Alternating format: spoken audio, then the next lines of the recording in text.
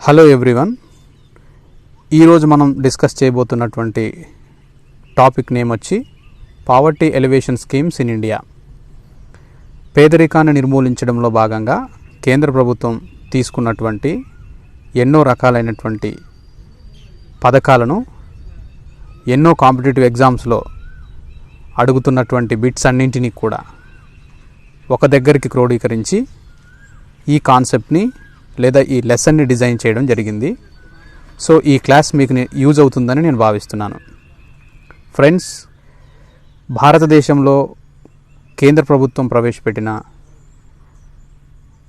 పేదరికపు నిర్మూలన కోసం చేపట్టినటువంటి పథకాలను తెలుసుకునే ముందు అసలు ఇండియాలో పావర్టీని మెజర్ చేస్తున్నటువంటి సంస్థ national sample survey organisation, NSSO. So NSSO ప్రకారం 2004-2005లో జరిగినటువంటి ఒక సర్వే ప్రకారము భారతదేశంలో ఉన్న పేదరికం 21.8% అనేది ఉండింది. కంపేర్ టు 1993-94, 1993-94లో 36% పావర్టీ అనేది ఉండింది. ప్రస్తుతం భారతదేశంలో ఉన్నటువంటి పేదరికపు శాతం 21.8% ఉండింది. సో కేంద్ర ప్రభుత్వం దేశంలో ఉన్నటువంటి పేదరికాన్ని నిర్మూలించడంలో భాగంగా ఎన్నో రకాలైనటువంటి ప్రభుత్వాలు స్వాతంత్రం వచ్చిన దగ్గర నుంచి నేటి వరకు కేంద్ర ప్రభుత్వంలో ఏ పార్టీ అధికారంలో ఉన్నప్పటికీ పేదరికాన్ని నిర్మూలించడం కోసం తమ వంతు ప్రయత్నాన్ని వివిధ రకాలైనటువంటి స్కీమ్స్ రూపంలో, పథకాల రూపంలో తీసుకురావడం జరిగింది. సో వాటిని ఒకసారి మనం డిస్కస్ చేద్దాం. సో ఫ్రెండ్స్, ఇక్కడ a number of programmes have been taken up after 4th 5-year plan for poverty alleviation. భారతదేశంలో వచ్చినటువంటి ప్లాన్స్ ఏవైతే ఉన్నాయో 4వ పంచవర్ష ప్రణాళిక నుంచి ముఖ్యంగా పేదరికపు నిర్మూలన కోసం ఎంతో ఫోకస్ అనేది పెట్టడం జరిగింది. Development of the target group of the rural people is the basic objective of these programmes. మనకి పేదరికాన్ని రూపుమాపడం కోసం చేపట్టిన పథకాల్లో గ్రామీణ ప్రాంతాల్లో ఉన్నటువంటి పేదలు ఎవరైతే ఉన్నారో వారిని టార్గెట్ గ్రూప్గా పెట్టుకొని ఈ పథకాలు అనేవి రావడం జరిగింది. ముఖ్యంగా ఈ పావర్టీకి సంబంధించినటువంటి ఈ ఆబ్జెక్టివ్స్ని ఒకసారి మనం గమనించినట్లయితే వాటి బేసిక్ ఆబ్జెక్టివ్స్ ఏవైతే ఉన్నాయో, అంటే ఇప్పటి వరకు దేశంలో వచ్చినటువంటి పేదరికాన్ని నిర్మూలించేటటువంటి పథకాలన్నింటినీ వాటి యొక్క బేసిక్ ఆబ్జెక్టివ్ వైజ్గా ఈ ప్రోగ్రామ్స్ను డివైడ్ చేస్తే ఇగో ఈ విధంగా ఉంటాయి. ఒకటేంటి అంటే కొన్ని రకాలైనటువంటి స్కీమ్స్ అన్నీ కూడా లైవ్లీహుడ్ క్రియేషన్ కోసం తయారు చేయబడినటువంటి ప్రోగ్రామ్స్. అంటే గ్రామీణ ప్రాంతాల్లో ప్రజలకు సెల్ఫ్ ఎంప్లాయ్మెంట్ ఇచ్చేటటువంటి స్కీమ్స్ని కొన్ని తీసుకురావడం జరిగింది. అలాగే labour intensive public work schemes అనేవి వచ్చాయి.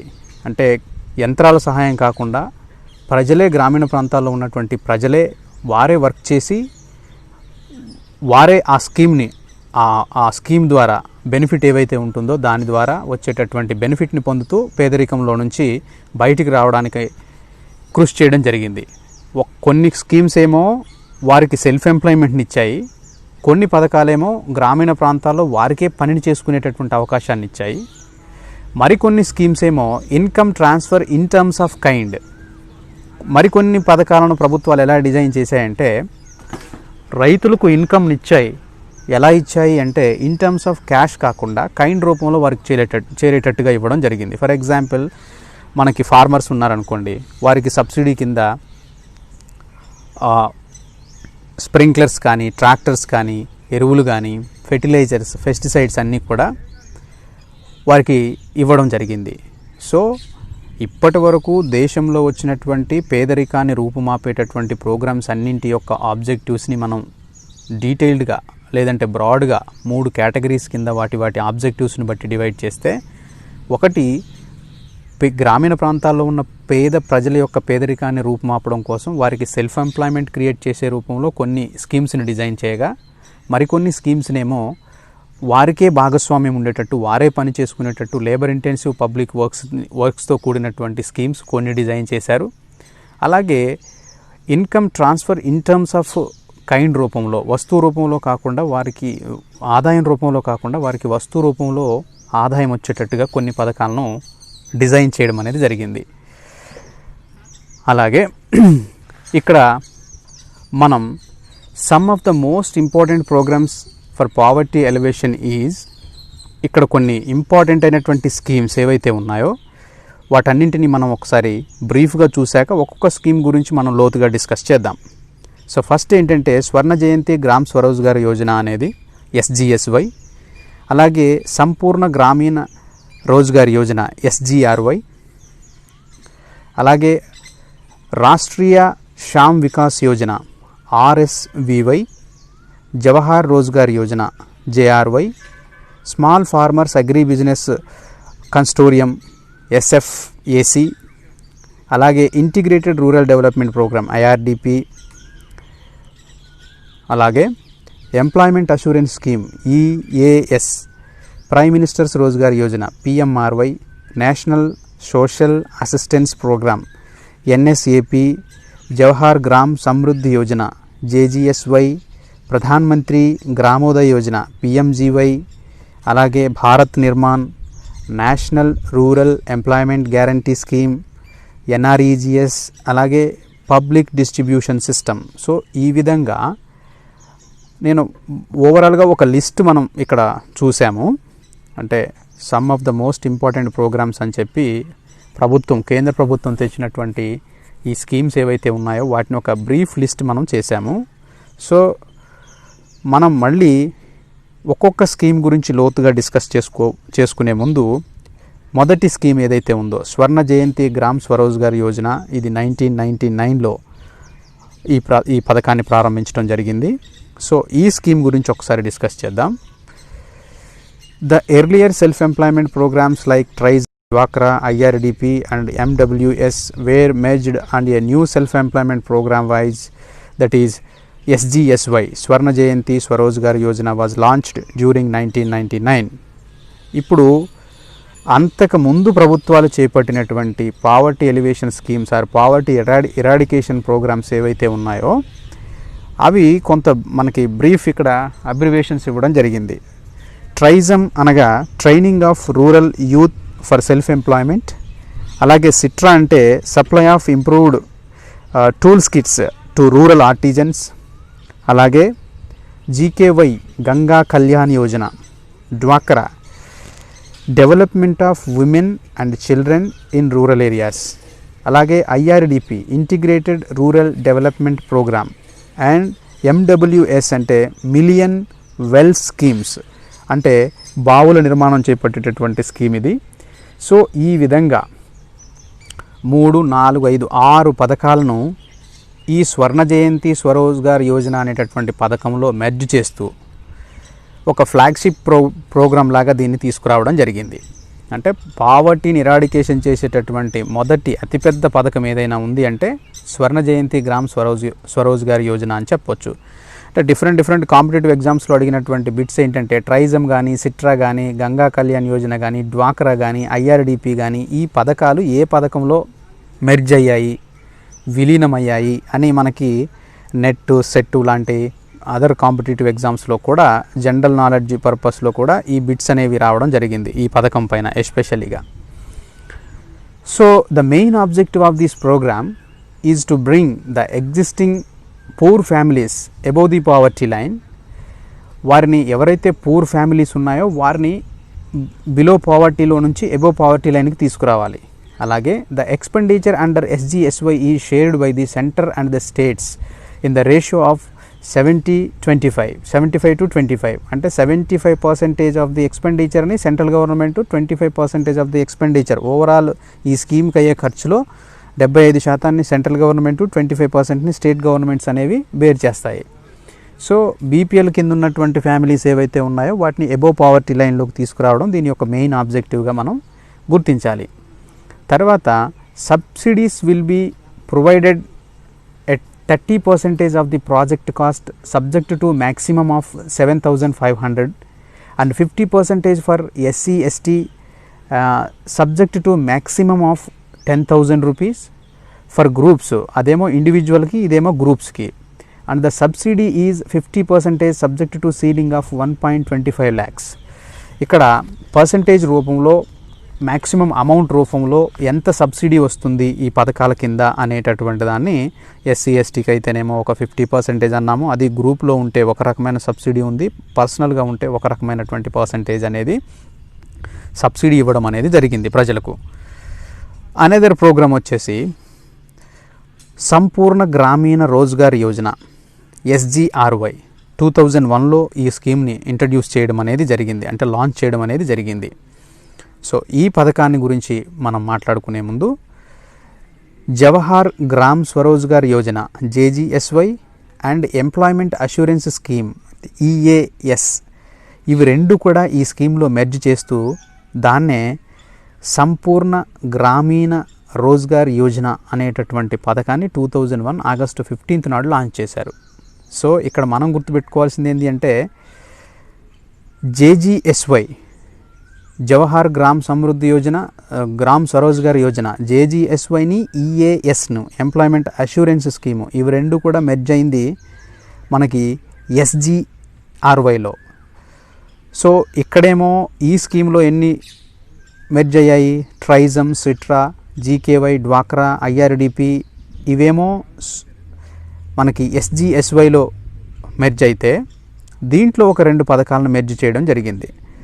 ఒకటి Jawahar gram Swarozgar Yojana, employment assurance scheme అనేవి రెండింటినీ కూడా SGRYలో సంపూర్ణ గ్రామ్ రోజ్గార్ యోజన అనేటటువంటి గ్రామీణ రోజ్గార్ యోజన అనేటటువంటి స్కీమ్లో మెర్జ్ చేయడం జరిగింది. ఎందుకు దీన్ని ఇంత స్ట్రెస్ చేయాల్సి వచ్చింది అంటే మనకి కాంపిటేటివ్ ఎగ్జామ్లో అడుగుతున్నప్పుడు పథకం ఏది, దాన్ని ఏ పథకంలో మెర్జ్ అయింది అనేది ఇంపార్టెంట్. సో అందుకోసం అనేది నేను మళ్ళీ దీన్ని మీకు బ్రీఫ్ చేయడం జరిగింది.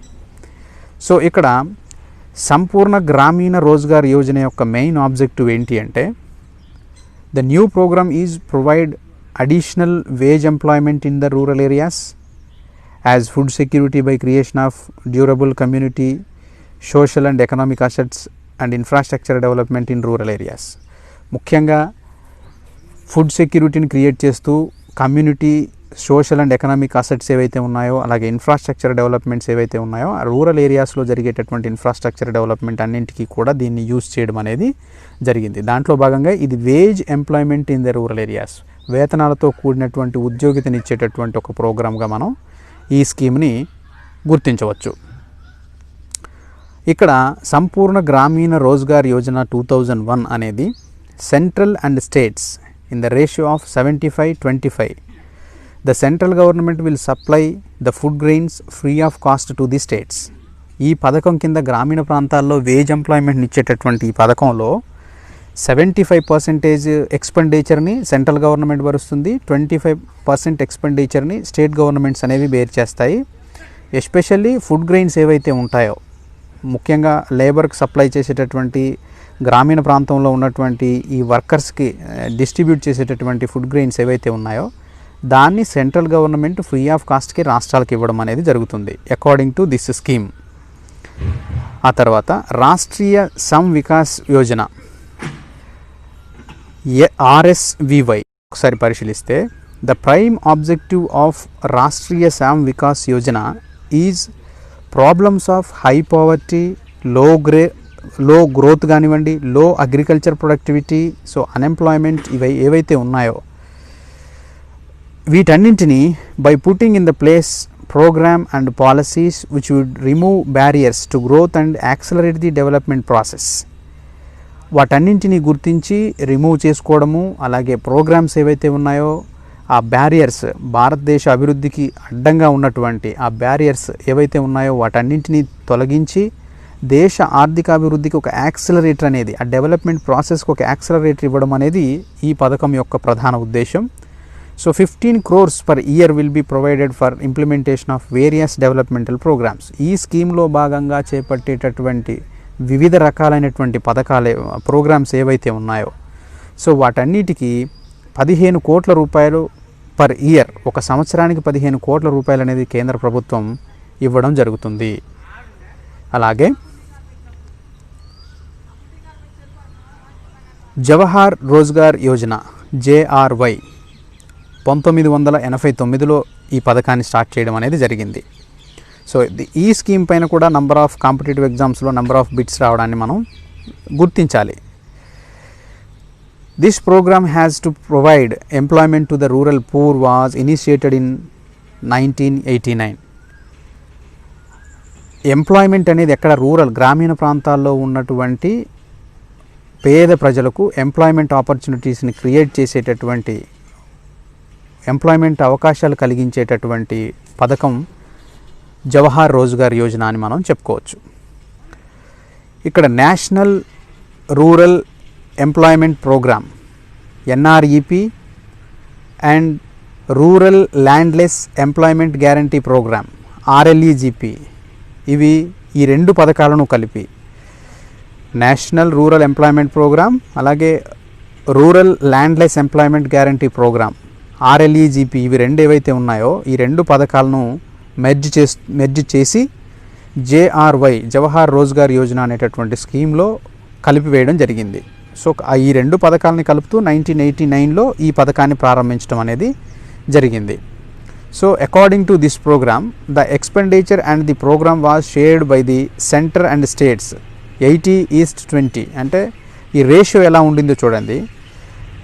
జవహర్ రోజ్గార్ యోజనలో భాగంగా, ఆ పథకంలో భాగంగా కేంద్ర రాష్ట్ర ప్రభుత్వాలు, కేంద్రం 80% భరించాలి, రాష్ట్రాలు 20% భరించాలి ఆ ప్రోగ్రామ్కి అయ్యేటటువంటి ఎక్స్పెండిచర్లో. సో ఈ విధంగా దీన్ని డిజైన్ చేశారు. దీంట్లో ఒక రెండు పథకాలు. ఓవరాల్గా JRY గురించి మనం డిస్కస్ చేయాల్సిన పరిస్థితి వస్తే, JRY గురించి మనం చెప్పుకునేటప్పుడు ప్రధానంగా రెండు పథకాలు దీంట్లో మెర్జ్ అయ్యాయి. NREGP, RLEGP.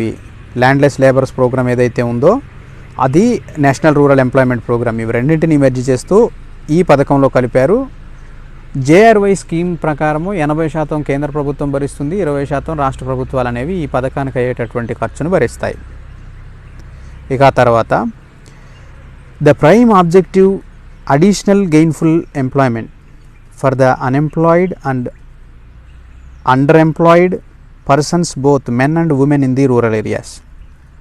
JRY స్కీమ్ యొక్క ప్రైమ్ ఆబ్జెక్టివ్, మొదటి ఆబ్జెక్టివ్ ఏంటి అంటే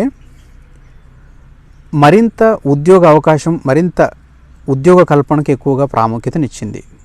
ఎవరైతే నిరుద్యోగులు ఉంటారో, అలాగే అల్ప ఉద్యోగిత, తక్కువ వేతనాలకే పనిచేస్తున్నటువంటి అండర్ ఎంప్లాయిడ్స్ ఎవరైతే ఉంటారో వాళ్ళు మెన్ కానీ ఉమెన్ కానీ, సో వీళ్ళు మెన్ ఉమెన్ ఇద్దరిని టార్గెట్ గ్రూప్స్గా పెట్టుకొని వారికి మరింత గెయిన్ఫుల్ ఎంప్లాయ్మెంట్ ఇవ్వాలి అనే ఉద్దేశంతో, గ్రామీణ ప్రాంతాల్లో గెయిన్ఫుల్ ఎంప్లాయ్మెంట్ అనేది ఇవ్వాలి అనే ఉద్దేశంతో ఈ జవహర్ రోజ్గార్ యోజన అనేటటువంటి స్కీమ్ని ప్రారంభించడం జరిగింది. అలాగే small farmers agri business consortium SFAC, ఇది 1994లో ప్రారంభించడం జరిగింది ఈ స్కీమ్. సో ఈ స్కీమ్ యొక్క ప్రధాన ఉద్దేశాన్ని మనం గమనిస్తే, this scheme was initiated in 1994, increased production and productivity, value addition and effective and efficient linkages between producers and consumers where high priority goals of the consortium. So ఇక్కడ ప్రొడ్యూసర్స్కి, కన్జ్యూమర్స్కి ఎక్కువగా priority ఇచ్చేటటువంటి స్కీమ్గా దీన్ని మనం గుర్తించాలి. వ్యవసాయ రంగంలో ఉన్నటువంటి అగ్రి బిజినెస్ ఏదైతే ఉందో దాంట్లో వారికి ఎక్కువగా ప్రాముఖ్యతనివ్వడం జరిగింది. So small farmers agri business అంటే ముఖ్యంగా ఫార్మర్స్ని మనం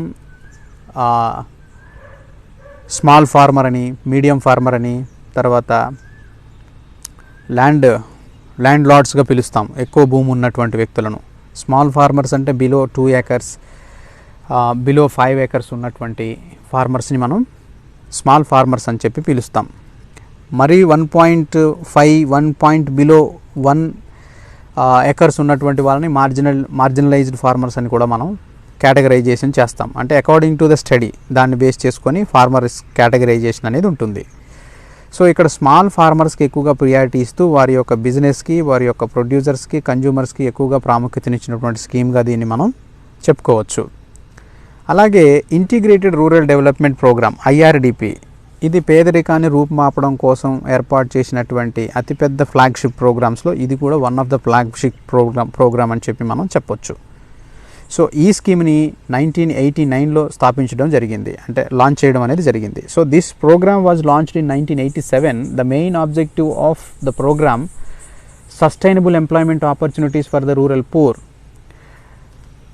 గ్రామీణ ప్రాంతాల్లో ఒక సస్టైనబుల్ ఎంప్లాయ్మెంట్ అనేది ఉండాలి, వారికి కొనసాగిస్తూ ఉన్నటువంటి ఎంప్లాయ్మెంట్ ఆపర్చునిటీస్ అనేవి ఉండాలి అనేటటువంటి మెయిన్ ఆబ్జెక్టివ్తో ఈ స్కీమ్ను ప్రారంభించడం అని మనం గమనించాలి. The target group under IRDP small and marginal farmers. ఇందాకే మనం ఒక కేటగరైజేషన్ అని చెప్పాము. ఫార్మర్స్ని మార్జినల్, అలాగే స్మాల్, అలాగే మీడియం, అలాగే లార్జ్ ఫార్మర్స్ అని చెప్పి పిలుస్తాం.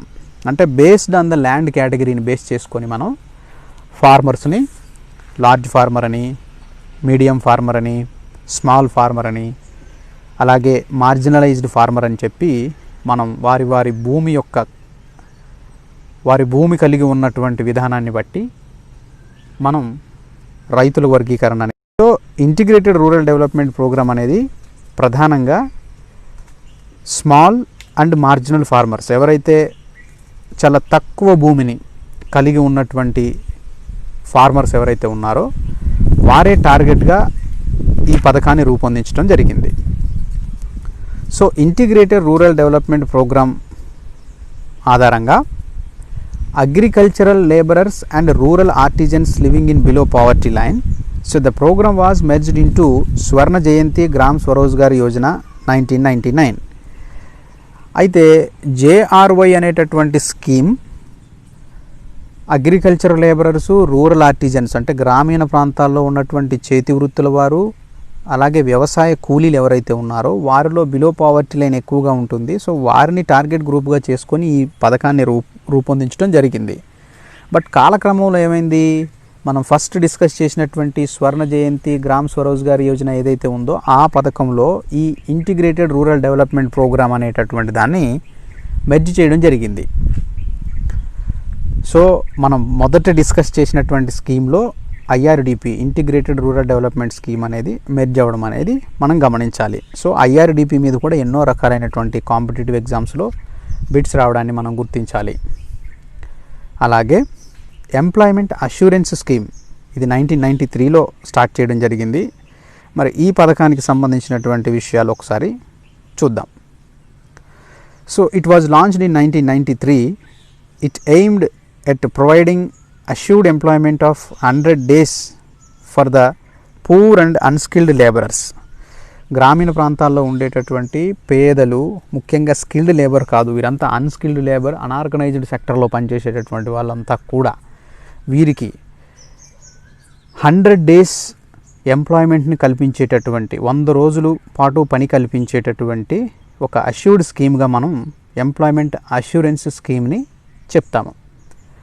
So this scheme is open to all men and women of rural areas who are above 18 years and below 60 years. So ఈ పథకంలో పనిచేయాలి అంటే మెన్ ఉమెన్ అనేటటువంటి డిఫరెన్స్ ఏం లేదు, ఎవరైనా చేయొచ్చు. బట్ ఏజ్ క్రైటీరియా వచ్చి 18 years అబోవ్ ఉండాలి, 60 years బిలో అనేది ఉండాలి అనేటటువంటి ఒక లిమిట్ పెట్టడం జరిగింది, ఏజ్ లిమిట్ని పెట్టడం జరిగింది. సో గ్రామీణ ప్రాంతాల్లో పనిచేస్తున్నటువంటి అన్స్కిల్డ్ పూర్ పీపుల్ ఎవరైతే ఉన్నారో, అనార్గనైజ్డ్ పనిలో పనిచేస్తున్నటువంటి పూర్ పీపుల్ ఎవరైతే ఉన్నారో వారికి ఎంప్లాయ్మెంట్ ఆపర్చునిటీస్ని కల్పించడంలో భాగంగా, ఒక 100 రోజుల ఉపాధిని కల్పించడంలో భాగంగా సంవత్సరంలో ఈ పథకాన్ని రూపొందించారు, ఎంప్లాయ్మెంట్ అష్యూరెన్స్ అనేటటువంటి స్కీమ్ని. సో ఈ స్కీమ్లో భాగంగా ఏజ్ క్రైటీరియాని ఒకటి తీసుకున్నారు. సో ఏజ్లో ఏం ఇచ్చారు, 18 అబోవ్ ఉండాలి, 60 బిలో ఉన్నట్లయితే ఈ పథకంలో వర్క్ చేసుకోవడానికి అవకాశం అనేది ఉంటుంది. సో ఇక్కడ it has been universalised and now the scheme covers all the community development blocks of the country. ఈ స్కీమ్ని అన్ని కమ్యూనిటీ డెవలప్మెంట్ బ్లాక్స్కి కూడా వర్తింపజేయడం అనేది జరిగింది. సో యూనివర్సలైజ్డ్ అంటే ఇది మొత్తం కంట్రీ వైజ్డ్గా అన్ని కమ్యూనిటీ డెవలప్మెంట్ బ్లాక్స్ ఏవైతే ఉన్నాయో దేశంలో వాటన్నింటికి కూడా ఈ ఎంప్లాయ్మెంట్ అష్యూరెన్స్ స్కీమ్ అనే దాన్ని వర్తింపజేయడాన్ని మనం గమనించాలి. ఆ తర్వాత prime minister's Rozgar Yojana PMRY, ఇది 1993లో ఏర్పాటు చేయబడినటువంటి పేదరికాన్ని రూపుమాపేటటువంటి పథకంలో ఒకటి. ఈ స్కీమ్ను ఒకసారి మనం డిస్కస్ చేస్తే, it was launched during 1993 for providing self employment to educated unemployed youth. ఇందులో చదువుకున్న వాళ్ళు అలాగే ఉద్యోగం లేనటువంటి విద్యోగులు ఎవరైతే నిరుద్యోగులు ఉంటారో, ముఖ్యంగా విద్యావంతులై పని దొరకనటువంటి వ్యక్తులు ఎవరైతే ఉన్నారో వారి కోసం ప్రైమ్ మినిస్టర్స్ రోజ్గార్ యోజన అనేటటువంటి ఒక సెల్ఫ్ ఎంప్లాయ్మెంట్ వారికి కల్పించడం కోసం, ఈ ఉద్యోగం లేనటువంటి వారికి, అన్ఎంప్లాయిడ్ యూత్ ఎవరైతే ఉంటారో వారికి ఎంప్లాయ్మెంట్ కల్పించేటటువంటి స్కీమ్గా prime minister Rozgar Yojana PMRY అనేటటువంటి స్కీమ్ను లాంచ్ చేయడం జరిగింది. సో ఈ స్కీమ్లో it was design to provide employment to more than 1 million persons by setting up 7 lakh micro enterprises in 8th 5 years plan. The scheme was continued in 9th plan also. ఒక 8వ పంచవర్ష ప్రణాళికలో దీనికి 7 లక్షల మైక్రో ఎంటర్ప్రైజెస్ అంటే చిన్న రకాలైనటువంటి సంస్థలు ఏవైతే ఉంటాయో గ్రామీణ ప్రాంతాల్లో ముఖ్యంగా చదువుకున్నటువంటి యూత్ ఎవరైతే ఉన్నారో ఉద్యోగం లేనటువంటి వారికి సెల్ఫ్ ఎంప్లాయ్మెంట్ కల్పించడం కోసం 7 లక్షల మైక్రో ఎంటర్ప్రైజెస్, ఒక 7 లక్షల సూక్ష్మ రంగ సంస్థలను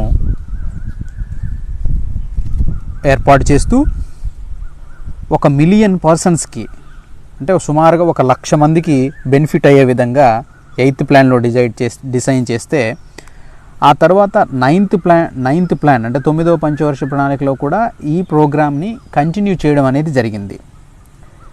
అలాగే నేషనల్ సోషల్ అసిస్టెన్స్ ప్రోగ్రామ్, ఇది 1995లో ఏర్పాటు చేయడం జరిగింది.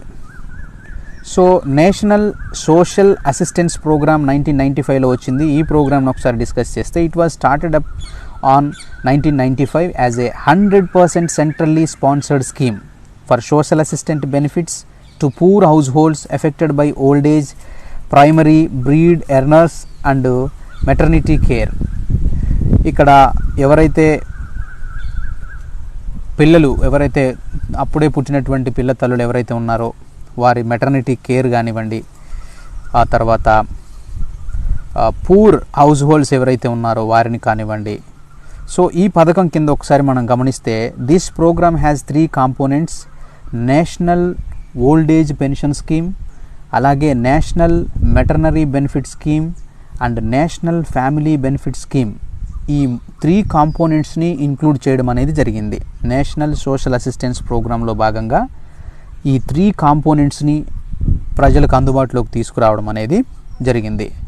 National old age pension scheme తీసుకొచ్చారు, నేషనల్ మెటర్నరీ బెనిఫిట్ స్కీమ్స్ని, ఫ్యామిలీ బెనిఫిట్ స్కీమ్స్ని, కుటుంబాలు అలాగే ఎవరైతే పిల్లతల్లులు ఉన్నారో వారికి, అలాగే వృద్ధులకు పెన్షన్లు ఇచ్చేటటువంటి స్కీమ్స్ అనేటటువంటి 3 కాంపోనెంట్స్ని దీన్ని ఇంక్లూడ్ చేయడం అనేది మనం ఈ పథకంలో, ఈ స్కీమ్లో ఐడెంటిఫై చేయదగినటువంటి విషయం.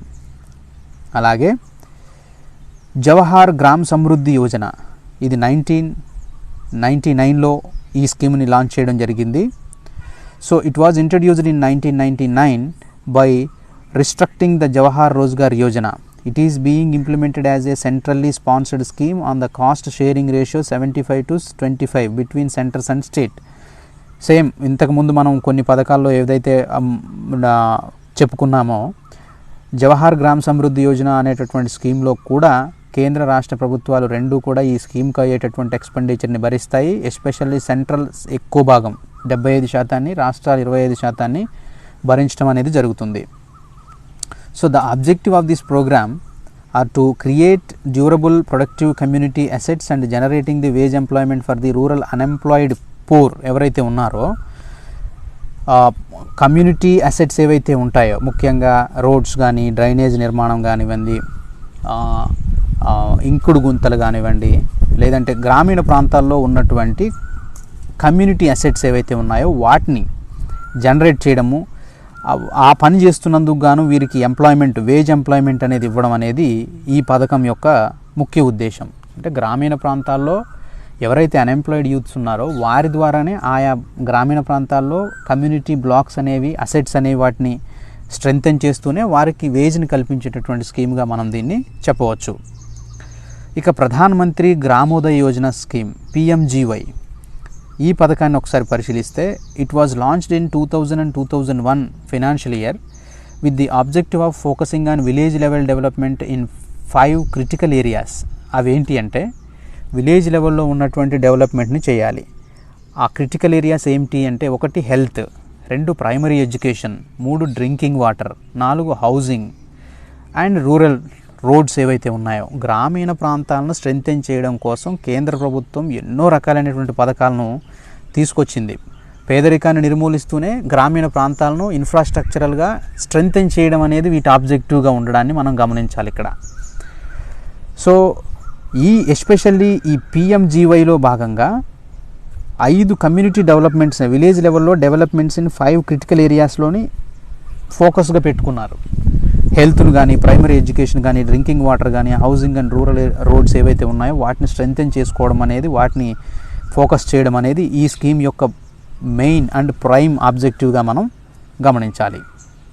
It has the overall objective of improving the quality of life in the rural areas. So ఈ విధంగా గ్రామీణ ప్రాంతాల్లో క్వాలిటీ ఆఫ్ లైఫ్ అనేటటువంటిది, స్టాండర్డ్ ఆఫ్ లివ్ని పెంపొందింపజేయడం అనేది ఈ స్కీమ్కు ఉన్నటువంటి ప్రధాన ఆబ్జెక్టివ్గా మనం గుర్తుంచుకోవాలి.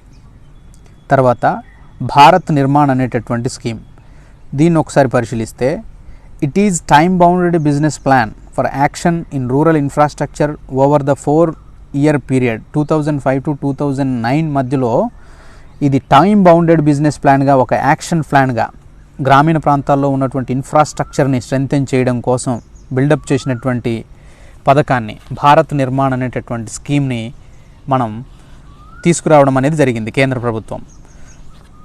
సో దీంట్లో భాగంగా this scheme covers the area of irrigation, rural roads and rural housing and rural water supply and rural electricity and rural telecommunication and connectivity. ఇక్కడ భారత్ నిర్మాణంలో భాగంగా ఈ పథకాన్ని, భారత్ నిర్మాణ్ అనేటటువంటి పథకాన్ని కేంద్ర ప్రభుత్వం తీసుకొచ్చినటువంటి ముఖ్య ఉద్దేశం ఏమిటి అంటే గ్రామీణ ప్రాంతాల్లో ఉన్నటువంటి ఇరిగేషన్, నీటిపారుదల సౌకర్యాలు, రూరల్ రోడ్స్, గ్రామీణ ప్రాంతాల్లో ఉన్నటువంటి రోడ్లను నిర్మాణం చేసుకోవడము, రూరల్ హౌసింగ్, గ్రామీణ ప్రాంతాల్లో ఉన్నటువంటి ఇండ్ల నిర్మాణము, రూరల్ వాటర్ సప్లై, గ్రామీణ ప్రాంతాల్లో వాటర్ సప్లై, త్రాగునీరు సప్లై ఏదైతే ఉందో దాన్ని ఇంప్రూవ్ చేయడము, అలాగే రూరల్ ఎలక్ట్రిఫికేషన్, గ్రామీణ ప్రాంతాల్లో విద్యుదీకరించడము అంటే కరెంట్ సౌకర్యాలను కల్పించడము, అలాగే రూరల్ టెలికమ్యూనికేషన్ అండ్ కనెక్టివిటీ, ఈ గ్రామీణ ప్రాంతాల్లో ఉన్నటువంటి మొబైల్ కనెక్టివిటీ ఏదైతే ఉందో దాన్ని ఇవ్వాలి అనేటటువంటిది. ఇవి ఈ రకమైనటువంటి కవరేజ్ అనేది ఉండాలి అనేది ఈ స్కీమ్ యొక్క ముఖ్య ఉద్దేశం. అలాగే national rural employment guarantee scheme, ఇది 2005లో వచ్చినటువంటి స్కీమ్. పావర్టీని ఎరాడికేషన్ చేయడంలో కానీ, ఎంప్లాయ్మెంట్ ఆపర్చునిటీస్ని క్రియేట్ చేయడంలో కానీ ఇది కూడా ఒక ఫ్లాగ్షిప్ ప్రోగ్రామ్గా మనం చెప్పవచ్చు. So national rural employment guarantee scheme అనేది ఒకసారి చూస్తే the food for work programme FWP ఏదైతే ఉందో started in 1977 for creating employment by utilizing the surplus stock of food grains was renamed as National Rural Employment Guarantee Scheme. ఇప్పుడు FW అనేటటువంటి స్కీమ్ని 1977లో ఉన్నటువంటి food for work అనేటటువంటి స్కీమ్నే 2005లో national rural employment guarantee స్కీమ్గా దీన్ని change చేసుకోవడం అనేది జరిగింది. అలాగే ద యాక్ట్ కవర్డ్, రాను ఈ national rural employment guarantee scheme అనేది కాస్త నేషనల్ రూరల్ ఎంప్లాయ్మెంట్ గ్యారంటీ యాక్ట్గా మారడం జరిగింది. అంటే ఒక చట్టంగా మార్చారు దీన్ని. The act covered 200 most backward districts in the country in it's first year. మొదటి సంవత్సరం దీన్ని స్టార్ట్ చేసినప్పుడు భారతదేశం మొత్తంలో 200 డిస్ట్రిక్ట్స్ లేదా బ్యాక్వర్డ్ డిస్ట్రిక్ట్స్ ఏవైతే ఉన్నాయో 200 బ్యాక్వర్డ్ డిస్ట్రిక్ట్స్ని ఐడెంటిఫై చేసి వాటిలో మొదట ఈ పథకాన్ని, ఈ స్కీమ్ని స్టార్ట్ చేయడం అనేది జరిగింది. So national rural employment guarantee scheme 2005, during the 2006-2008 the Tamil Nadu and all India level 19.70 lakhs and 602.63 lakhs households were employed and the total amount of wage distributed was 744.8 crores and 19,771.41 crores. ఎంత amount అనేది తమిళనాడు ప్రాంతంలో all India లెవెల్లో distribute అయింది అనేటటువంటి ఒక ఫిగర్ని మనకి ఇక్కడ ఇవ్వడం జరిగింది. నరేగా ఈ నరేగా అనేటటువంటి స్కీము రానే Mahatma Gandhi MGNREGS, Mahatma Gandhi national rural employment guarantee స్కీమ్గా దీన్ని మార్చుకోవడం అనేది జరిగింది. సో భారతదేశంలో పేదరికాన్ని రూపుమాపడానికి, గ్రామీణ ప్రాంతాల్లో మైగ్రేషన్ తగ్గించి గ్రామీణ ప్రాంతాల్లో ఉన్నటువంటి పేద ప్రజలు పని కోసం వలసలుగా పట్టణ ప్రాంతాలకు రాకుండా నిరోధించినటువంటి ఏకైక పథకం MGNREGS అని మనం చెప్పుకోవచ్చు.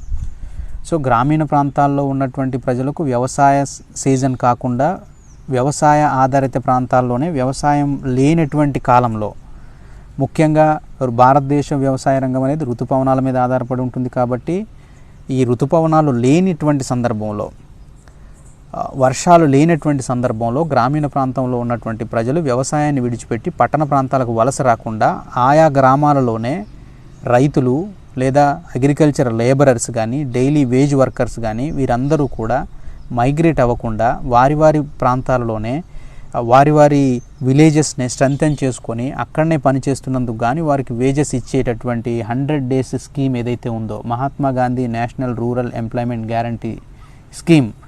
సో ఇది భారతదేశంలో పేదరికాన్ని లేదా ఎంప్లాయ్మెంట్ని జనరేట్ చేస్తూ పేదరికాన్ని రూపుమాపినటువంటి అతి గొప్పమైనటువంటి ప్రభుత్వ పథకంగా మనం చెప్పుకోవచ్చు.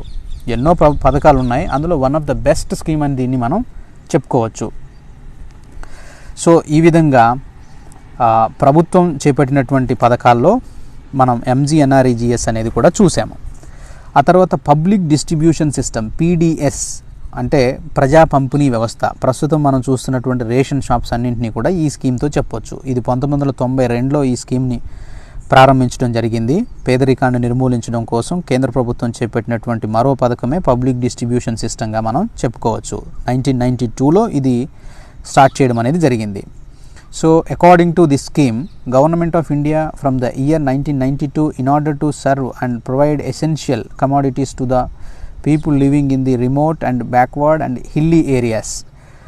ఎసెన్షియల్ కమోడిటీస్ అంటే మనుషులు జీవించడానికి కావాల్సినటువంటి నిత్యావసర వస్తువులైనటువంటి ఉప్పు, పప్పు, అలాగే ధాన్యం ఏదైతే ఉందో, గోధుమలు కానీ, బియ్యం కానీ, రైస్, వీటిని డిస్ట్రిబ్యూట్ చేయడం ప్రజలకు, ముఖ్యంగా ఎవరికి రిమోట్ ఏరియాలో, బ్యాక్వర్డ్ ఏరియాలో, హిల్లీ ఏరియాలో ఉన్నటువంటి ప్రజలకు ఈ ఎసెన్షియల్ కమోడిటీస్ అనేవి వారు నివసించేటటువంటి ప్రాంతాలకు అందించడం అనేది దీని యొక్క లక్ష్యం. So the government had introduced targeted public distribution system TPDS in the year of 1997. It targets the poor and distributes the essential commodities based on the income. ఇప్పుడు మనం ఏదైతే రేషన్ షాప్స్ అనేవి చూస్తున్నామో టార్గెటెడ్ పబ్లిక్ డిస్ట్రిబ్యూషన్ సిస్టమ్ ద్వారా essential commodities ఏవైతే ఉంటాయో, పేద ప్రజలకు కావాల్సినటువంటి కనీస అవసరాలు ఏవైతే ఉంటాయో వాటిని వారి వారి ఇన్కమ్ బేస్ని చేసుకొని, వారి వారి ఆదాయాన్ని బేస్ చేసుకొని బిలో పావర్టీ లైన్లో ఉన్నటువంటి వారికి ఎసెన్షియల్ కమోడిటీస్ని అందించడము, వారు జీవించడానికి కావాల్సినటువంటి నిత్యావసర వస్తువులు అందించడము ఈ PDS స్కీమ్ యొక్క ముఖ్య ఉద్దేశం. సో ఫ్రెండ్స్, ఈ విధంగా కేంద్ర ప్రభుత్వము ఎన్నో రకాలైనటువంటి సంక్షేమ పథకాలను, వెల్ఫేర్ స్కీమ్స్ను పర్టికులర్గా భారతదేశంలో పేదరికాన్ని తగ్గించడం కోసం చేపట్టినటువంటి పథకాలలో, ముఖ్యమైనటువంటి పథకాల్లో స్వర్ణ జయంతి గ్రామ్ స్వరోజ్గార్ యోజన కానివ్వండి, అలాగే సంపూర్ణ గ్రామీణ రోజ్గార్ యోజన, రాష్ట్రీయ శ్యామ్ వికాస్ యోజన, జవహర్ రోజ్గార్ యోజన, అలాగే IRDP, అలాగే employment assurance scheme, prime minister Rozgar Yojana, national social assistance programme. So ఇలా ఎన్నో రకాలైనటువంటి ప్రోగ్రామ్స్ను మనం డిస్కస్ చేశాము. సో ఈ పథకాలన్నింటి యొక్క ముఖ్య ఉద్దేశం, the main objective of these programmes ఏంటి అంటే, గ్రామీణ ప్రాంతాల్లో ఉన్నటువంటి poorest of the poor people ఎవరైతే ఉన్నారో వారే టార్గెట్ గ్రూప్గా సెంట్రల్ గవర్నమెంట్ ఎన్నో రకాలైనటువంటి పావర్టీ ఎరాడికేషన్, అన్ఎంప్లాయ్మెంట్ ఎరాడికేషన్ కోసం ఎన్నో రకాలైనటువంటి స్కీమ్స్ను డిజైన్ చేస్తూ సెంటర్ స్టేట్ అనేవి ఎంత రేషియోలో పంచుకోవాలనేటటువంటిది కూడా క్లియర్గా చేస్తూ పథకాలను రూపొందించడం జరిగింది.